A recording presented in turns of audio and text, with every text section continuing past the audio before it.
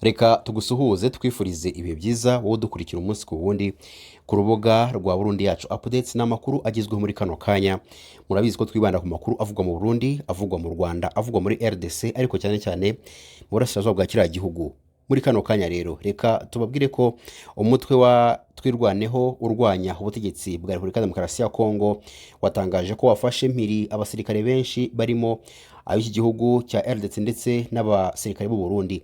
Umuvugizi wa twirwaneho Kamasa Ndakize Welcome tariki 30 Nyakanga 2025 yatangaje ko kuva mu ntangiriro za Werurwe ingabo za RDC n'iz'u Burundi zagabye ibitero bitandukanye mu bice bituwe n'abanyamurenge mu ntara ya Kivu y'Amajyepfo. Yagize ati ibi bitero byose byari bigambiriye ahatuye abanyamurenge byasubijwe inyuma n'ingabo zacu zashoboye gufata abateye benshi barimo abasirikare ba FRDC n'aba FDNB. Igihe nikigera rero bazerekanwa mu ruhame kandi n'ibyangombwa byabo byose bizatangazwa. Twirwaneho iherutse gutangaza ko hari abarwanyi b'umutwe w'iterabwoba wa FDLR batorejwe mu Burundi binjira muri RDC bagamije kugaba ibitero ku banyamurenge muri Kivu y'Amajyepfo. Nubwo igisirikare cy'iki gihugu byahakanye aya makuru, twirwaneho yatangaje ko abarwanyi bari gutorezwa mu Burundi bagera ku bantu 20,000 kandi ko abamaze kwinjira muri RDC bagera ku 3,000. Ati ubwo bavaga mu Burundi buri wese yahawe amadolari y'abanyamerika 50, hanyuma banyura muri Ruvunji na Rubarika bashinga ibirindiro by'agateganyo mu misozi ya Uvira, ibinini bikajya biri muri Remera, cyangwa se ibinini ubwo ni ibirindiro binini bikajya muri Remera.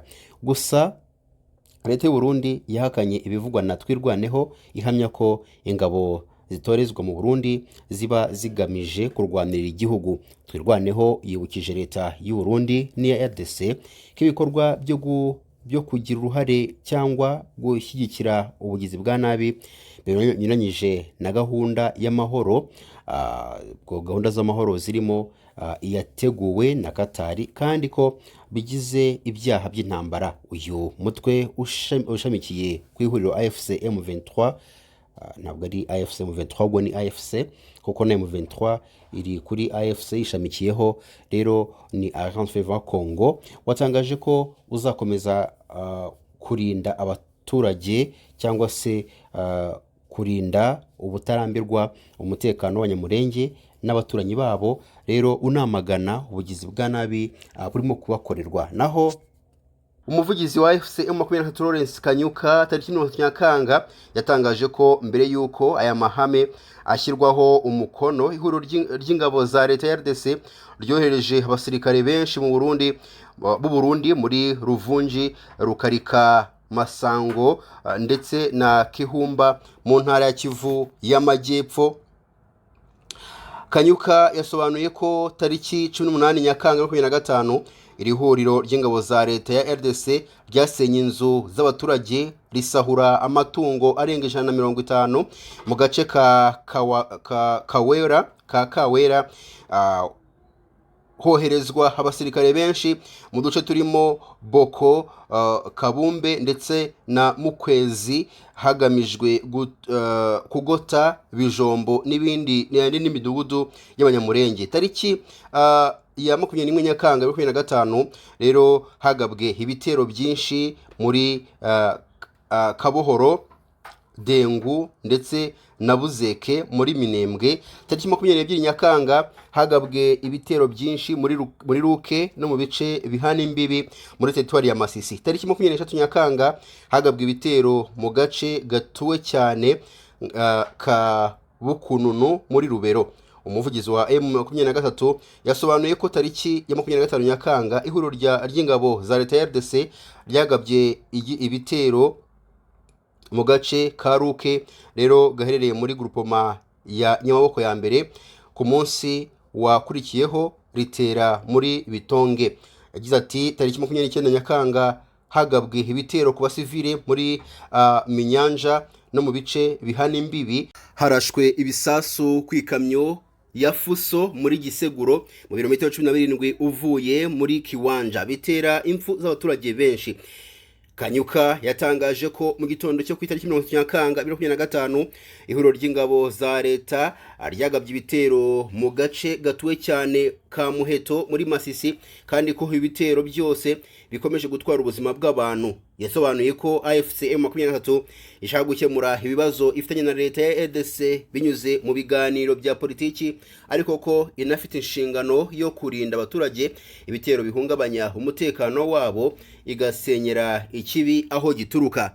Tugarutse ku makuru yo mu Burundi. Abagore babiri bo muri komini ya Nyanza mu gihugu cy'u Burundi basanzwe bapfuye nyuma yo kwirukankanwa nk'uko abatangabuhamya babitangaza n'imbonerakure eshatu zishinzwe gucunga ishyamba ririnzwe. Biravugwa ko izi mbonerakure zahunze kuwa kabiri itariki 29 Nyakanga 2025 nibwo imirambo ya Gorete Nishimwe na Janine Nyabenda yavumbuwe mu kibaya giherereye mu ishyamba karemano rya Rubungu mu mudugudu wa Nyamugari. Imirambo yabo yabonetse muri zone ya Gitega, komini ya Nyanza mu ntara ya Burunga mu majyepfo y'u Burundi, nk'uko iyi nkuru dukesha SOS Media Burundi ibivuga. Ubuhamya bwakusanyijwe mu miryango yabo kandi bwemejwe n'umuyobozi w'inzego z'ibanze. Abo bagore bombi bari baragiye kuwa mbere gushaka inkwi muri iryo shyamba. Niho bivugwa ko birukankanwe n'abashinzwe gucunga iryo shyamba. Rero nimbonerakure baza kunyerera bagwa ahantu bapfiriye. Abagore batatu nibo bagize uruhare mu gukurikirana abo bagore: Rike Ndikumana ndetse na Eric Ndayikeza na Jean Claude Hasharizimana. Bose uko ari batatu bamenyekanye nk'imbonerakure ishami ry'urubyiruko rw'ishaka riri ku butegetsi CNDD-FDD, kandi bari mu bashinzwe kurinda amashyamba karemano y'akarere. Murabizi ko mu Burundi bafite ikibazo cyo kubura lisansi ndetse n'amazutu. Rero kuri uyu munsi byafashe indi ntera, ibiciro by'ingendo byikubye inshuro nka 50 ugendeye ku biciro byari bisanzweho leta yagennye.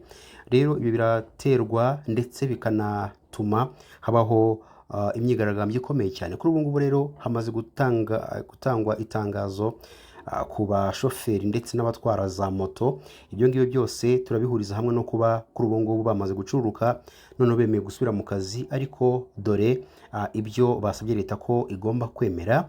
Rero nyuma y'iyo nkuru tubafitiye indi nkuru nanone ivuga ko hari abasirikare benshi bamaze kurekurwa na M23. Si iyo nkuru gusa, tubafite indi nkuru ivuga ko FRDC yamaze kubuza abasirikare bayo kongera gutera M23 nk'uko byatangajwe kuri uyu munsi tariki 30 z'ukwezi kwa karindwi. Duhereye kuri iyi nkuru y'u Burundi, abatwara abagenzi mu buryo bwa rusange mu Burundi bahagaritse imyigaragambyo yo guhagarika akazi nyuma yaho baganiriye na Minisiteri ishinzwe ubucuruzi, ubwikorezi, inganda n'ubukerarugendo. Kuva tariki 27 Nyakanga 2025 bari bahagaritse imirimo bitewe n'amande leta yari ikomeje kubaca biturutse ku cyemezo cyafashwe cyo kuzamura ibiciro by'ingendo mu rwego rwo kwirinda kugwa mu bihombo. Abashoferi b'imodoka zitwara abagenzi mu buryo bwa rusange basobanuye ko byatangiye leta ibaca amande y'amafaranga y'amarundi 200,000 ikomeza izamura kugeza kuri miliyoni y'amarundi. Uwo munsi hari uwagize ati: muri iki gitondo twashyize abagenzi mu modoka. Rero ahakorerwa ubugenzuzi, ubuyobozi bwabajije amafaranga bishyuye, bavuga amarundi 10,000 kugera i Bubanza. Batitaye kumva impamvu cyangwa se ibisobanuro byacu, baduciye miliyoni 1. Bagaragaje ko impamvu bazamuye ibiciro by'ingendo ari uko leta yananiwe kubashakira lisansi ndetse n'amazutu bakajya kuyishakira muri Repubulika Demokarasi ya Kongo na Tanzania, aho ijerekani ya litiro 20 bayishyura amafaranga y'amarundi ari hagati y'ibihumbi 300 n'ibihumbi 350. Muri iyi minsi abagenzi bifite bafashe icyemezo cyo gutega moto, bemera kwishyura amafaranga menshi kandi bagatwarwa hari batatu kuri moto imwe, byaba ngombwa bakabajyana n'imizigo. Umugenzi ujya Gitega avuye Bujumbura yishyura amarundi arenga 70,000 kuri moto, ujya Bubanza akishyura 20,000, ujya Ngozi akishyura 45, abajya Kirundo na Muyinga bakishyura hagati y'amarundi 100 ndetse n'150. Umuyobozi w'umuryango Pasema uharanira uburenganzira bw'abarundi Faustin Ndikumana yatangaje ko iki kibazo cy'ibura rya lisansi ndetse n'amazutu kuri za sitasiyo zitandukanye kidashobora kubura ingaruka zihagarika ubuzima bw'abatuye igihugu cy'u Burundi. Yagize ati kumara iminsi 3 cyangwa 7 kuri sitasiyo humye ntibyabura ingaruka. Leta igeze ku 30 by'amafaranga y'u Burundi. Ubu hari abaheze ruguru bataza mu mirimo kubera kubura ubatwara, aho n'ubonye ukumanukana usanga wishyuye 80 cyangwa 90 by'amarundi.